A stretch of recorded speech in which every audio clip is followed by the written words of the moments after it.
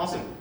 So for our second session today, we are going to talk a little bit about the carbon markets and ways that natural capital can continue to help ranchers. Building on the session that we had earlier today, other ways that ranchers can find economic opportunities and ways to invest in sustainability and regenerative ranching on their properties. We'll have Laura speaking first, and she'll be covering the history of the carbon markets, how they operate, some of the functionality of those markets. I'll then speak a little bit more on the carbon markets and also what they mean specifically within a ranching context and how Kateri is involved in that. We'll have Luke from Mass Forestation, talking about some of their products as well within the forestry space and how that overlaps with ranching. And then last, we'll have Megan Larkin from the Shell team talking about why they invest in nature-based solutions. Great. We'll have Laura kick off. Cool, thank you.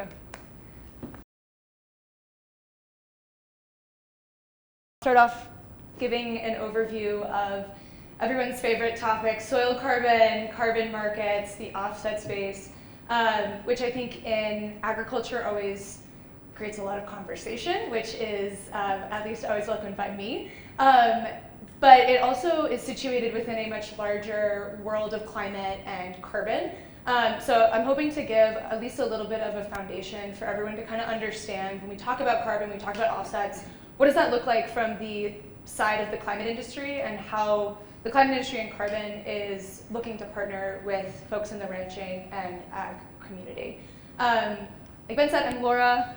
I work for a company called Perennial, which is in the ag tech space. You guys will probably never interact with us, so the name of our company is not super needed to know by you, but I'll go over a little bit of what we do and where we sit within this broader world. So starting out, the foundation for a lot of the carbon world comes within corporate emissions accounting. Very exciting stuff.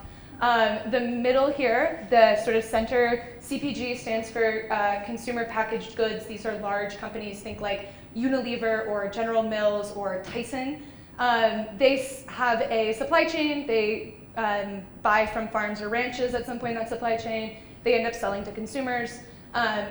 They have different emissions. So there's direct emissions, which are scope 1. They have emissions from the energy that they use, that's called scope 2. And then they have emissions upstream and downstream of their supply chain, which is called scope 3.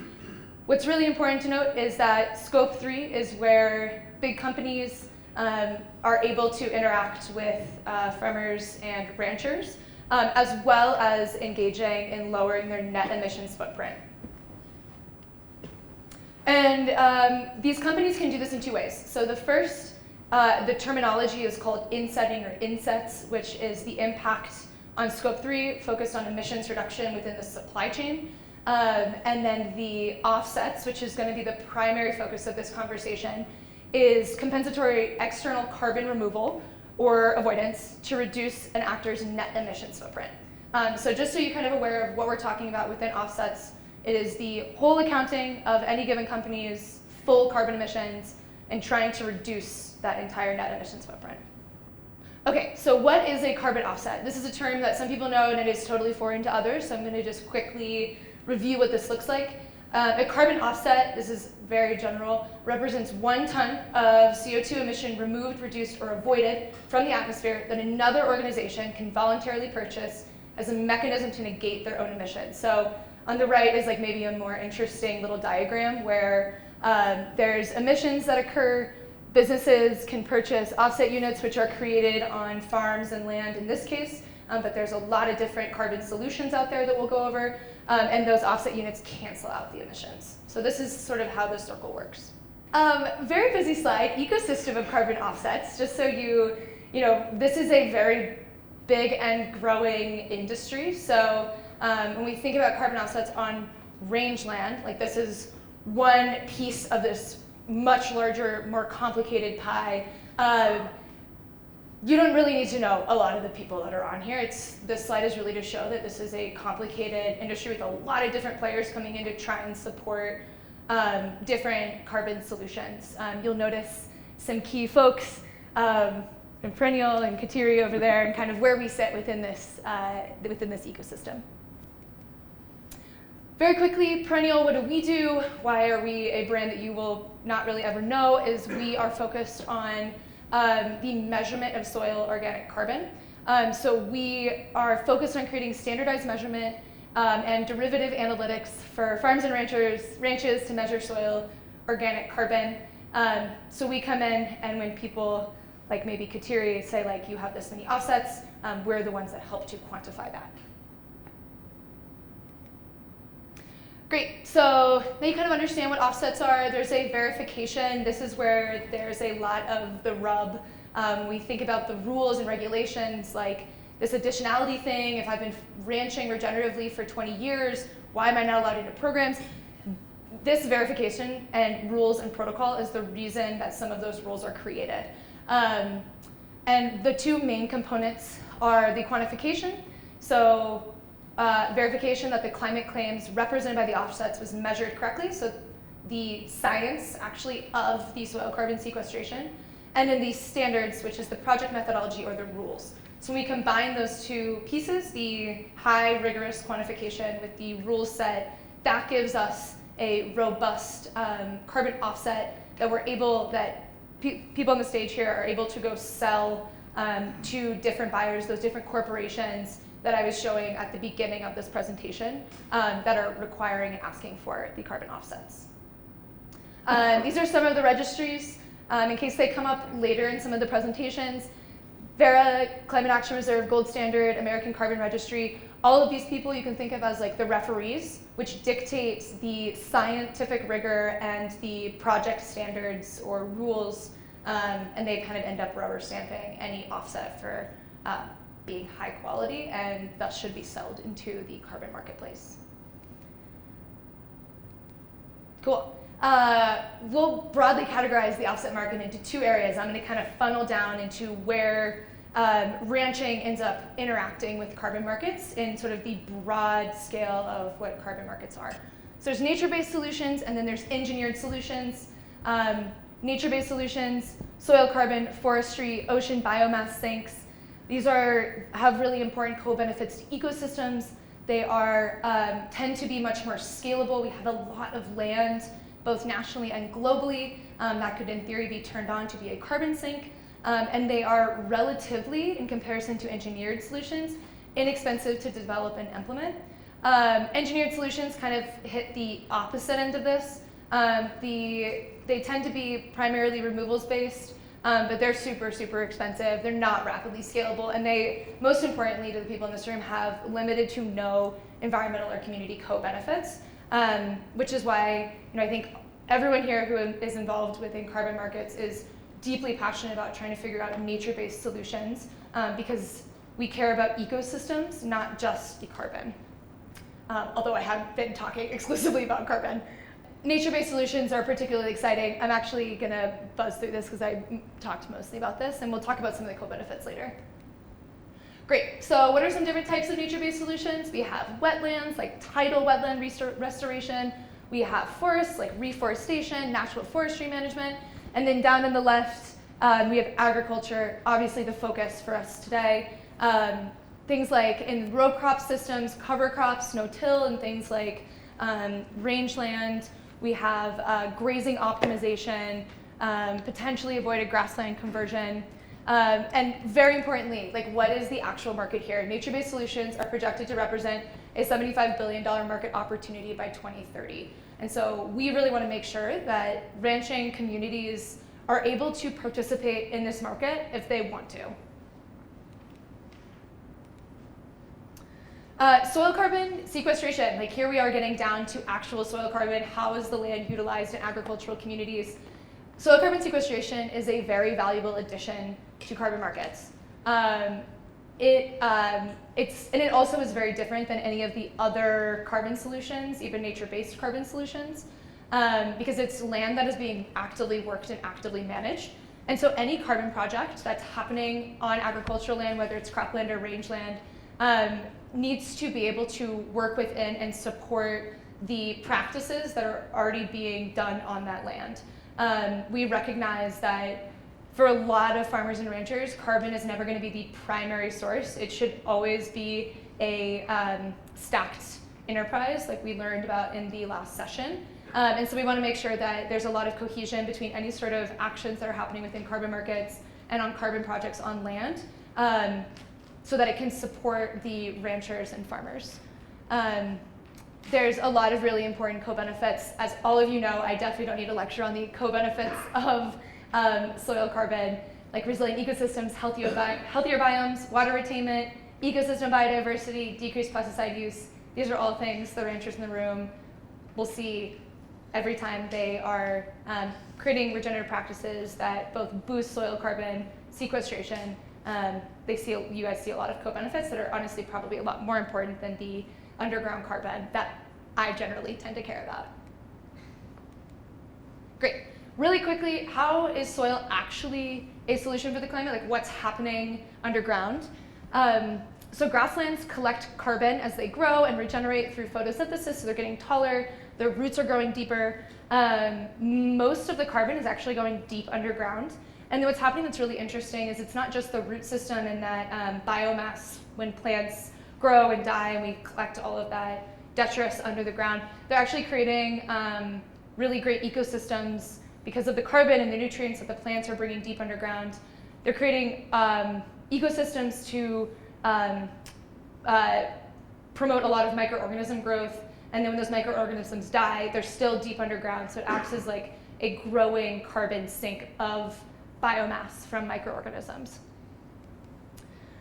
As all of you know, things like overgrazing, introduction of non-native plant species, tilling causes a lot of the loss of vegetation above the ground, while high levels of soil compaction from like significant amounts of ruminants can prevent plant regeneration, leaving bare, erodible soil. We all know what this looks like at the absolute worst. And so these are the primary contributors to the loss of that soil carbon, the like really rich, healthy soils.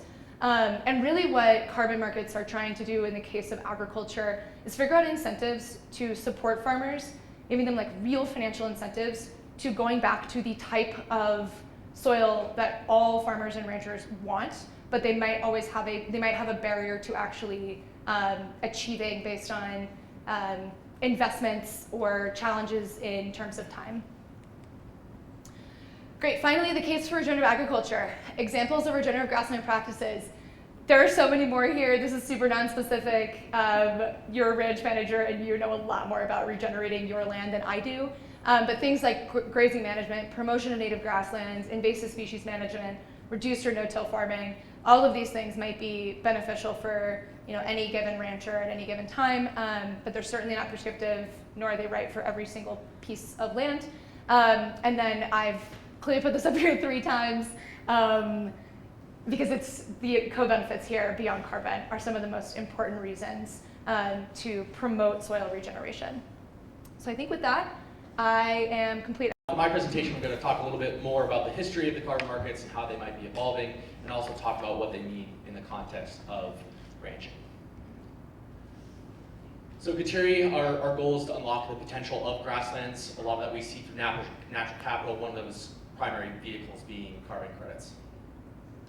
So what I want to talk through today is the history of the carbon markets, how we see carbon markets evolving. There's a number of different pathways that we can take, but some of the important things that we start to see already in market dynamics.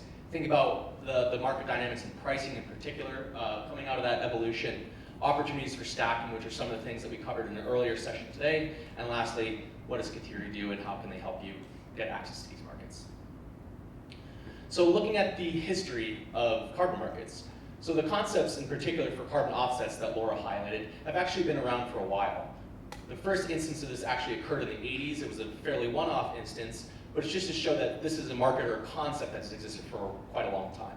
That was the first really private example. What we saw then was at the United Nations gathering that the first Kyoto Protocol came out in 1997. This really established a global concept that a ton of carbon is worth a ton of carbon. So if a company has an emission somewhere, they can offset it with a ton of carbon elsewhere. So that was, although it didn't lead to immediate action at that stage, it really was important to set that fundamental concept that there is a unit that everybody can agree on that allows us to make it into more of a commodity, allows us to make it into a marketplace, and provide value to the people who are engaging in those businesses. What we saw from there, we saw the European Union move into some regulation. We then saw some of the technology companies. If you look in the 2007 period, Google got involved. We've seen Apple, Facebook, some of those early tech companies started purchasing this. This was more out of general social pressure. There wasn't any regulations or anything forcing them in at that stage, but we saw more and more involvement. From there, we saw a need for more verification and standardization in those markets. So we saw groups like Avera and Climate Action Reserve. Those are when the first projects started getting listed in around the 2010 period. From there, the market has grown really significantly, and we've seen projects all over the world. We've seen them in Asia, Africa, South America, and a number of projects springing up in North America that we'll talk about. We've really hit an inflection point. I'll show you what the retirement of carbon credits has looked like in recent years. It's significantly accelerated. Again, it's been a long journey to get there, and it was fairly minor in these early years. It's a concept that's existed, but it's really, really accelerated as one, there's more and more global attention on climate and climate change, and then also just the marketplaces, mechanisms, standardizations are really in a place now where we can actively engage with them. Great. And so just taking a look at this slide, this is what we see for actual retirements of carbon credits. So if someone buys an offset, they can either choose to trade that on to somebody else who also needs that offset, or they can choose to retire it, saying that this isn't going to be traded on, this is going against to offset our emissions target. We had XYZ emissions, we had 10 tons of carbon emissions, we invested into a program that generates 10 tons or holds 10 tons of carbon in the ground. We're then going to retire that and offset that emissions. We've seen that curve increase significantly. And so really this is now putting us in a place, again, there's more and more urgency around these matters, and we're seeing that there's market participation. This is also, again, because there's more standardization, because there's more technology and tools and understanding for people to really know what they're buying, the quality of these programs. So again, we're going to continue to see that accelerate. A number of the largest companies in the world have public targets around what they're going to accomplish by 2030. So we'll, again, see a lot of continued investment in this space. Great. So we really see, and Laura kind of highlighted this, how we think about nature-based versus what I call mechanical, chemical-based, I forgot the phrase. Engineered-based. Engineered-based solutions. And so really what we've seen over the last decades, and what we see in this upcoming decade and moving forward, we see in three pillars. The first that we saw was a lot of projects that were nature-based. These were occurring at huge scale early on, and this was as the market was forming accreditations and standards. We saw a lot of projects really globally, less projects centered in North America, but we saw a lot. You would have heard about projects in the Amazon, a lot of projects in Africa and Asia as well. These were primarily forestry programs. Those were the most well understood. The science was there, and so we saw a lot of these in bulk. Unfortunately, because there wasn't standardization, we saw a huge range of quality. There were some projects that were super high quality that would meet today's verification standards, put in the right rigorous resources and validation verification of those, but there were also some people who, it was a bit more of a Wild West market, and so again, the quality really was all over the place, and so we saw really disparate pricing as well. Now, as the quality and standards really get there, as we get more rigorous science in other spaces like ranch management, we're starting to see a diversity of credits, and we're starting to see a higher concentration of high quality programs, which is driving prices up. And we also see a number of projects moving towards North America, which is really exciting.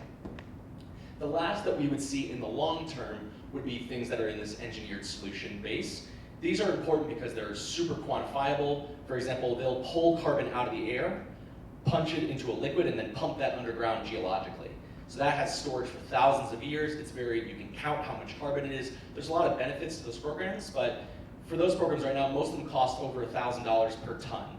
When we do forestry ranching programs, they're in the $10 to $30 or $40 range generally.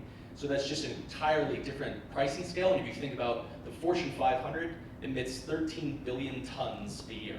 So if they were to offset that entirely, even if they were enough machines to do that, it would cost $13 trillion at today's pricing.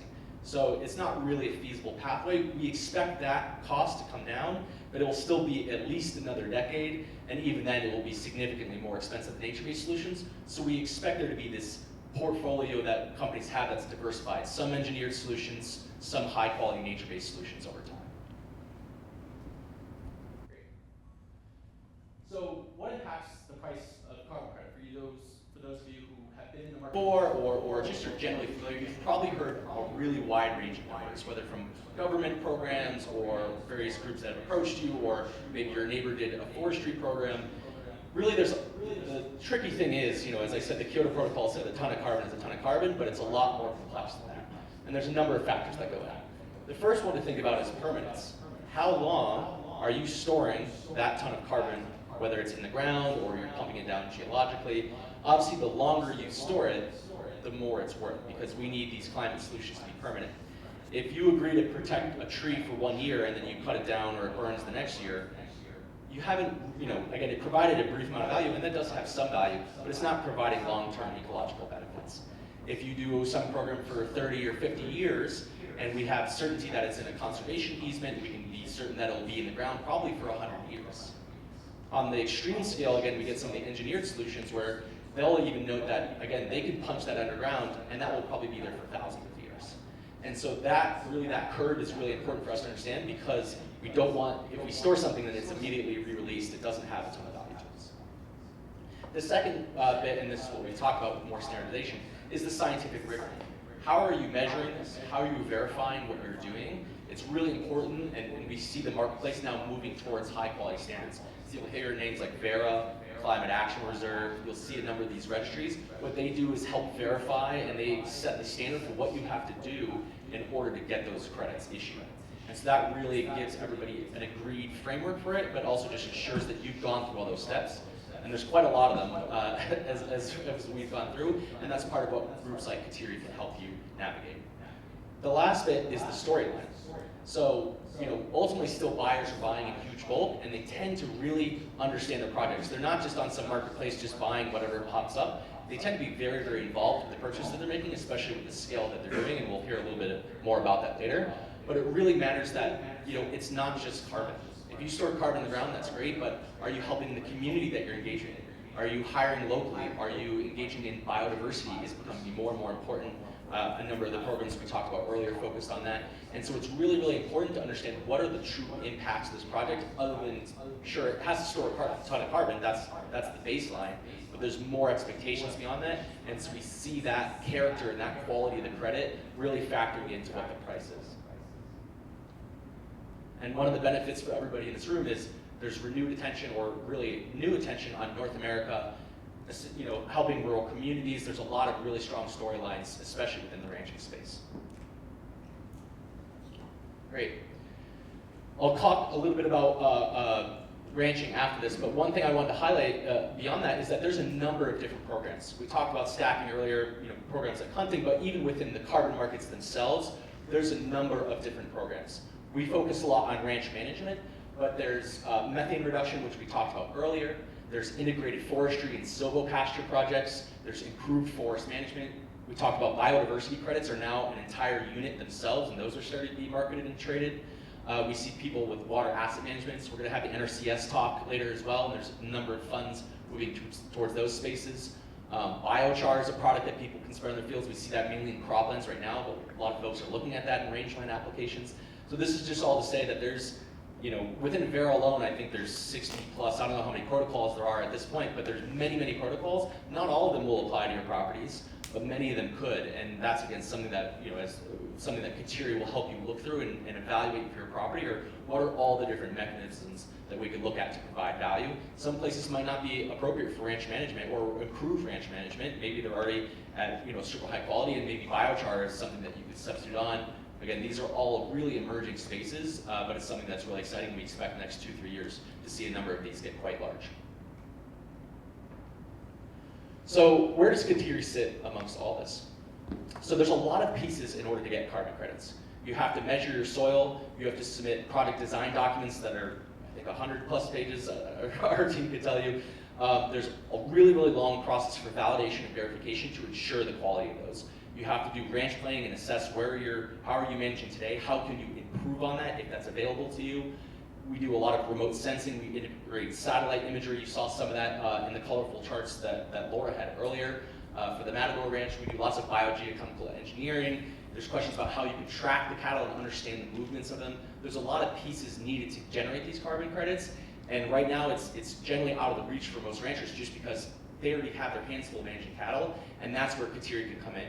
We can provide you with resources. We have partners that will speak today that really give us the funds to be able to provide this provide those cost-free for ranchers. So we provide the soil sampling, we provide the virtual fencing technology, biogeochemical modeling, we handle the paperwork on your behalf so that you can focus on actually improving your lands. We also then connect to the buyers, we have that all negotiated out and those contracts set in place so that you don't have to worry about, okay, I produced a credit, but who's valuing this, where do I go sell this product? And again, the emphasis is that the rancher can focus on ranching and improving their property, and that the income from that can really help them take that next step for their property. So what does this look like from an economic standpoint, and what are the other benefits? So this is a really, really broad example. This is very simplified. What we would do is actually go through and evaluate each property. And not all properties are qualified, and we can talk about what that process looks like. In general, in the American West, we see properties have about 0.3 to 0.7 tons per acre per year. That can be much higher, and it can be much lower. If you're in the desert, it might not have almost any opportunity. A lot of it's linked to water and precipitation as well. We do see properties that are north of 2 tons an acre. Again, the general range we see is in that half a ton per acre per year range, but we would evaluate that for your property through soil samples, biogeochemical engineering, looking through satellite data. We can see satellite data back for 20, 30 plus years and see how your property's been changing over time. And so we put in all these factors to build a specific example, but just to give a high level. Assuming we have this on 10,000 applicable acres, I say applicable because there's certain things that won't count. We can't count your forests. Those don't qualify as rangeland. So if you have forestry on your project, certain steep slopes, or if you have a housing development or whatever else, those will be discounted acres. We focus on proper grasslands and rangeland. And the last bit, at today's prices, ranchers get 70% of the net revenue of the credit. So not only do we pay for soil sampling and the virtual fencing, all those things, on top of that, they get a share of the profit of the credit. They get 70%, and Kateri keeps the other 30% for the project management. What we see that combines to today is we expect ranchers to make about $3 to $5 per acre per year. If the prices go up, because the rancher shares the profit, they'll share in that too. If we're able to cut costs in different ways for the rancher benefits from that as well. And this is on top of receiving the virtual fencing payments, etc. What we see in terms of other benefits, because we think this is important, some of these are financial, they're just a bit more hard to calculate. As you improve forage and soil health, that can improve stocking density. That's actually something that we want to see in the program, is we can have more impact from the cattle on the property over time. We obviously see, we get CCB certifications, so climate, community, and biodiversity are really important to us. So we make sure we actually have additional audits and certifications for biodiversity on your property, and we want to continue to see improvements there.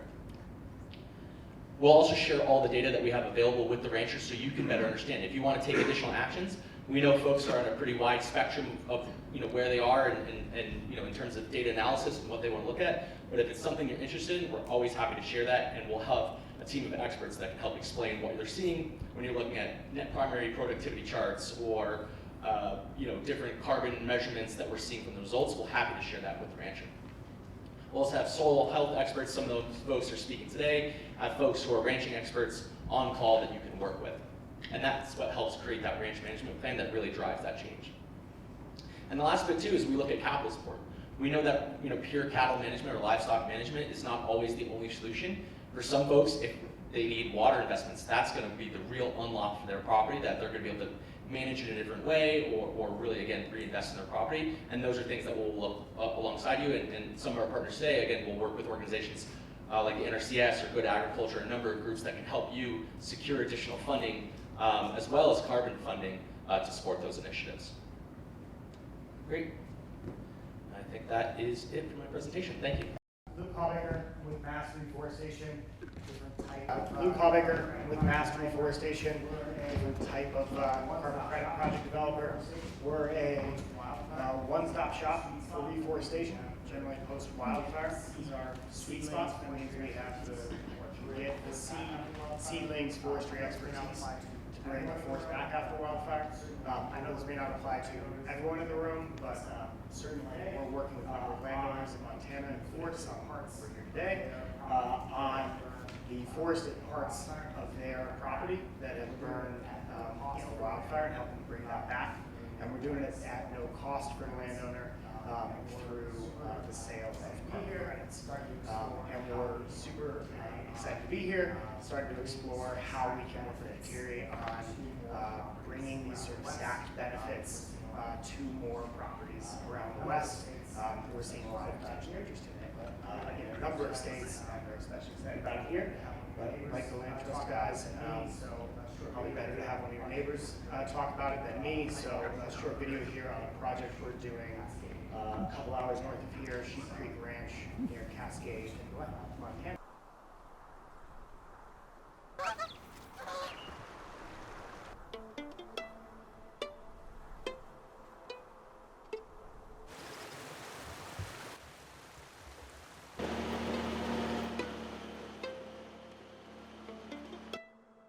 Well, my dad bought this place in 1971. I was the one that worked ranches when I was a kid and had fallen in love with it.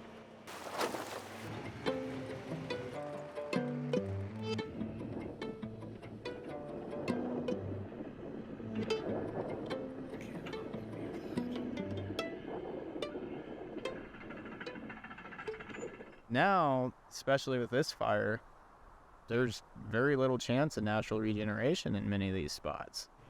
I've had a working relationship with Don Harland and the Sheep Creek Ranch.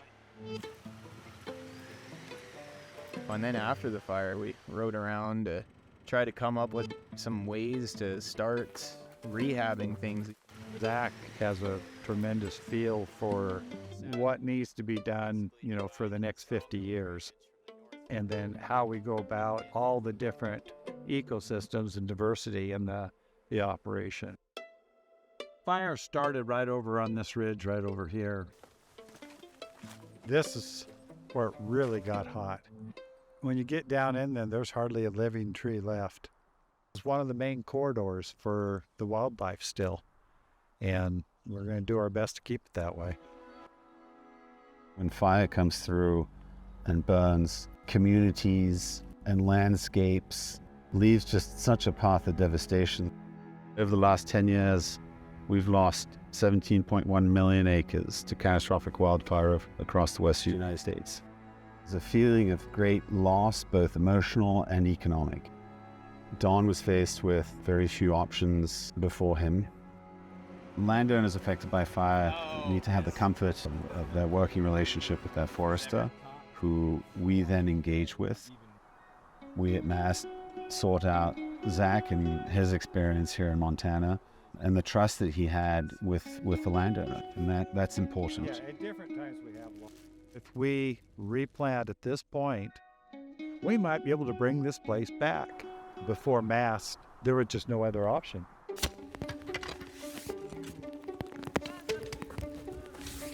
The seed bank had also been destroyed, and so essentially we would expect that this forest would not come in on its own without intervention. How many, 30 boxes? How many thousand seedlings? 60 boxes. Okay, 18,000 seedlings. That's a big day. Because we are vertically integrated, we can start from the ground up and look for what can be restored and how to do that. Searching for cones and seeing what's left to help rebuild that forest again. What we're able to bring is additional expertise to support Zach in operational execution of the project.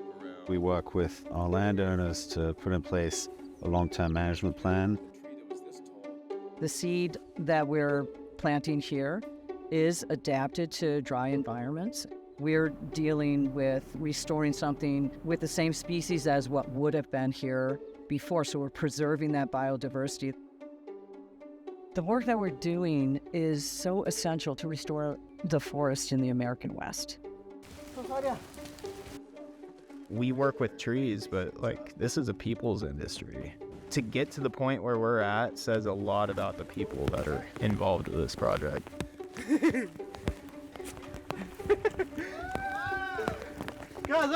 Para mí la plantación es un poco duro, pero es parte del trabajo y se tiene que hacer, si llueva o como esté fuerte el calor. Días duros, días suaves. Me gusta la plantación. It's challenging in new and different ways all the time. We're doing it, we're getting trees in the ground, and that's really, at the end of the day, that's the most important thing.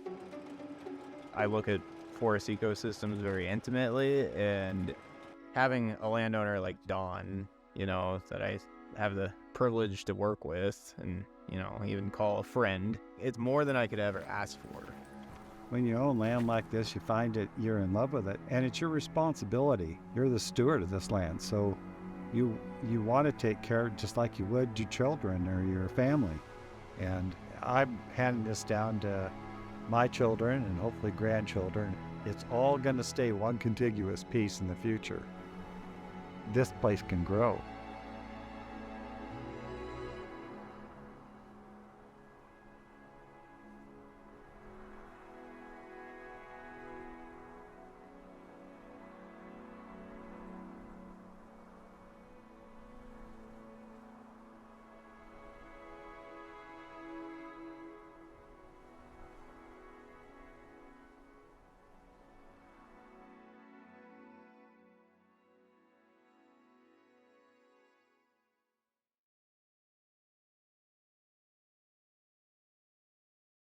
Hi everyone, thanks for having me. My name is Megan Larkin. I am part of Shell's Nature-Based Solutions team.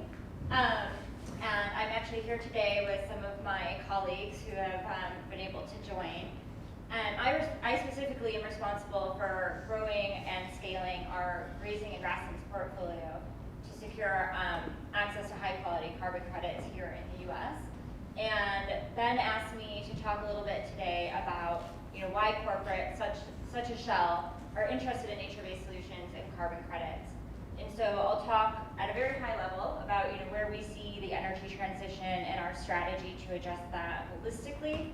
And then I'll talk a little bit in more detail about the role nature-based solutions can play and where I see potential for grasslands. All right, so I think for us the case for change is clear. The world will need more cleaner energy. By 2050, we see projections that global population will increase about 30% to almost 10 billion people, with a correspondingly increase in energy demand by about 30%. All at the same time, companies such as Shell are making commitments to be at a zero emissions level on a net basis by 2050. And so this is no easy target, this is no easy challenge. But I do think, and Shell thinks, that companies like us that have global energy presence can play a big role in trying to craft what those potential solutions can look like. And so to think through this,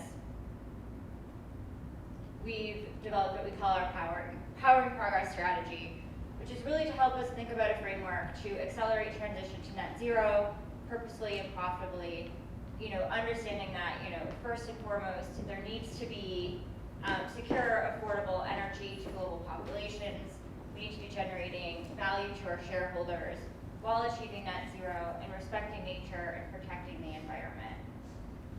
And so when we say net zero, what does that mean? I think Laura talked quite well about the different types of emission scopes.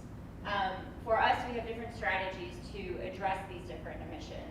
So scope 1 and scope 2, which are our direct and indirect emissions from our operations, we look to avoid and reduce. So this is through operational efficiencies of our existing assets.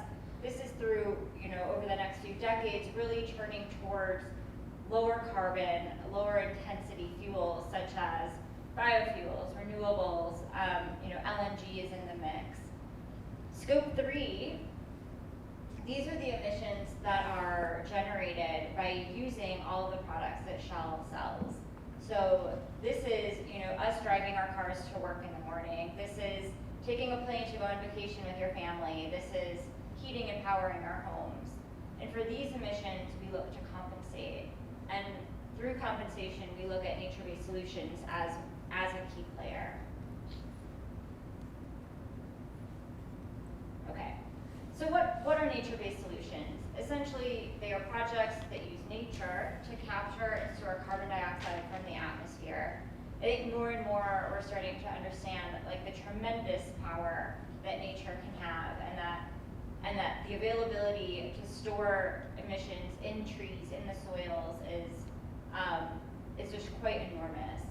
And the resulting carbon credits that are issued through the projects that Ben and Laura talked about, we see as one of the important tools to achieve net zero in the very near term, while at a longer scale, these other types of solutions are developed.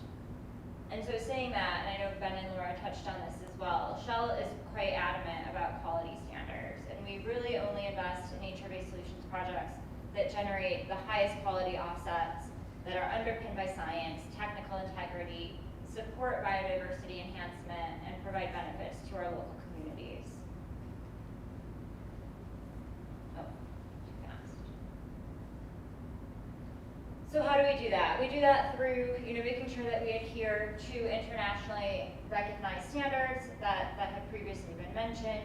We also look to make sure that all of our carbon credits are what's called CCP certified, which is really going beyond just the carbon piece of it and making sure that we are also impacting our ecosystems and our communities in a positive way. And we do that through what I think is a quite holistic approach. We look to really spur development of the full carbon market. Shell prides itself in being not just a buyer. We have over 100 plus employees globally that are dedicated to nature-based solutions. That includes people like myself and my colleagues here who are looking to really scale the business and grow the commercial business. We have our biodomain and technical teams, which have literally decades of soil science and relationships with key universities to help spur innovation. We have our trading arm, which is helping us bring these carbon credits to market. We have social performance team members that help make sure that we're engaging with our communities in the right way. And at the same time, benefit sharing is something that is critically important to us. Nature-based solutions projects largely take place on private lands. We are acutely aware that these projects don't scale without the communities, and really looking to make sure that the projects that we're doing work for everybody and provide that value back to the communities that we're working in. This was already touched on, but very quickly. So quality to Shell, there's three kind of main pillars. One is about permanence, and that's to ensure that the carbon that we're storing is there for a long time. One is about leakage. That's to ensure that activities that we're doing in the project area don't cause higher emissions in a different area. And then additionality, and this is to make sure that the practices that we're doing and the resulting carbon credits are truly incremental to what had been done previously. And all of this is really just to make sure that what we're doing has a real, meaningful, long-lasting, and impactful change.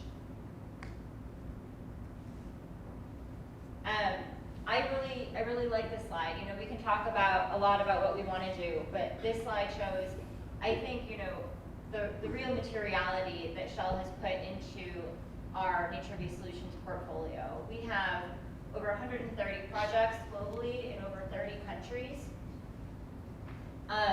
with a huge range of different project types, from conservation, reforestation, grasslands, agriculture. I also like this slide because it shows historically how much activity has taken place in the East. And as Ben mentioned, I think how much room for growth there is.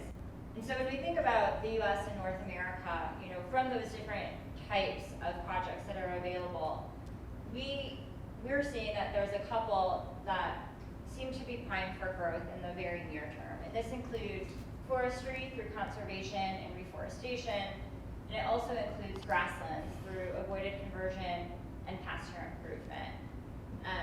I specifically am quite excited about the potential for grasslands in the US for a number of reasons.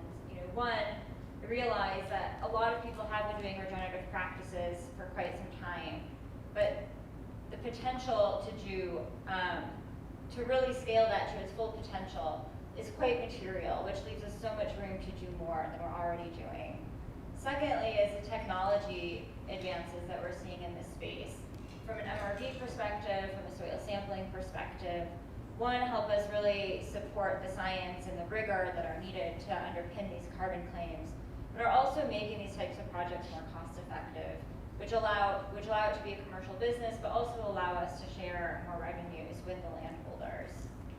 And then third, and I don't need to tell you guys this, but the near-term tangible impacts you can see, with your naked eye from these types of practices, I find to be quite extraordinary in terms of soil health, in terms of the vegetation that we see kind of take back up after relatively short amount of time.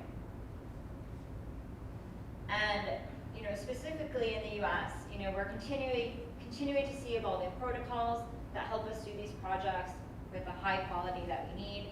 There's strong federal policy support here, which I think unlocks a lot of additional support and dollars to these types of projects. And then really just the tremendous potential for scale. The hundreds of millions of acres of grasslands that we have in the US, and with the majority of that concentrated in this area here. And then the new partners that are coming into this space. I think Laura showed the slide with a lot of different business logos, but it really is helping us unlock these projects at scale and create the relationships and the cost-effective technologies that are needed to get where we all want to be. And so, on a personal note, I do think we are at the beginning of a really exciting journey. There's a lot that we've learned over the past few years and decades. There's a lot that we will continue to learn as we go through these projects. They are quite new and novel, and we will learn. But I'm quite convinced that by having discussions like this and working with partners here today, that we can make real, meaningful, impactful change that works for everybody. So looking forward to continuing the discussion with everyone today, and happy to follow up as needed. So I just have a few questions to get us kicked off, and then we can go from there. So Luke, I was just kind of curious, what are the types of landowners that you guys are looking for if someone had a fire 5 years ago, or again, you mentioned, fire is your guys' bread and butter, but are there other times you go in? I would love to just kind of hear more about what you're looking for in a rancher. Some folks have had fires, but again, maybe probably in the last decade or 5 years, maybe not necessarily last year. So we'd love to kind of hear about how you guys approach that. Yeah, great question. Can folks hear me without a mic? So our sweet spot is post-wildfire for sure. Part of that is that immediately after a fire, the operations are easier and generally cheaper than if later. So the more recent a fire, the better, especially if it's been within 3 years. That's not the only, though, type of lands we can work on. We also can work on land that was historically forested, but isn't currently. So generally that's when it's been out of forest cover for longer than 10 years. That could have been an old wildfire. We're not seeing natural regeneration. Could be something that was clear cut back in the day and hasn't come back. We'd like to try to bring it back. There's a range. We work in terms of size anywhere from, I think our smallest property, usually higher productive ground, is around 150 acres. All the way up to, I think we're scoping a 25,000 acre project right now. So a wide range of factors go into whether or not a project's going to be viable for us. It all comes down to, as folks have talked about up here, whether or not it's going to be additional. Right? We really care about whether or not the activities we're taking on the landscape are going to be additional and on top of what might have happened naturally. Awesome, great. And for Megan, kind of building on, we talked about the CCB certifications for climate, community, biodiversity, and we've talked about how these carbon units have been something that people have agreed upon. We've seen some inklings of things like biodiversity credits and other things. Are those things that you guys are kind of keeping an eye on? Do you think that Shell would get invested in things beyond purely carbon credits? I'd love to kind of hear about, as markets expand, what you think the horizon looks like. Yeah, that's a good question. I think, Shell in particular, definitely. I think we hope at all scales we're keeping our eye closely on biodiversity credits, water credits. For the time being, we are focused on carbon credits specifically, just because we feel that there's been, much more science behind it at this time, and the markets are a little bit more evolved, even though those markets are also still young. But yeah, we continually to watch the space and will act when we think it's appropriately grown. Great. And last for Laura, I understand, might not directly engage with the ranchers, but I think it's really important for them to understand what's going on in the background. I'd love to hear just about how you see technology in soil sampling in particular evolving. What have we seen over the last few years, and what's kind of the future, if you guys have predictions on that? Yeah, it's a really good question. So one of the primary challenges for agriculture, creating these assets on agricultural land, is that a key part of the quantification comes from soil sampling. And for any ranchers who have done soil sampling, you know how expensive it is, very time intensive, it's very laborious. Our VP of Operations, Kirk, is here, and he manages all of that, so ask him if you want to know how challenging it is. But that's one of the largest reasons that we can see really high costs in these programs. And it also, but it is really critical to maintaining that quality that drives a high price in the market for agriculture-based soil carbon credits. So with Perennial, we're really focused on figuring out how we create efficiencies within quantification that requires soil sampling, but keeping really high rigorous standards, maintaining really rigorous quantification with as few samples as possible. We do that through combining remote sensing with soil samples. So using soil samples to train a model that when it then is kind of released into fields is able to take what it's learned from the soil samples on soil that was really similar via some training data with soil samples, but then uses environmental data layers and satellite images to then measure and quantify the carbon that's in the ground. So really trying to get the most out of each soil sample and then reduce the overall number of samples required for any given project. And this allows us to drop costs while keeping really rigorous high standards and hopefully making everyone in the project much more profitable. Awesome, fantastic. Yeah.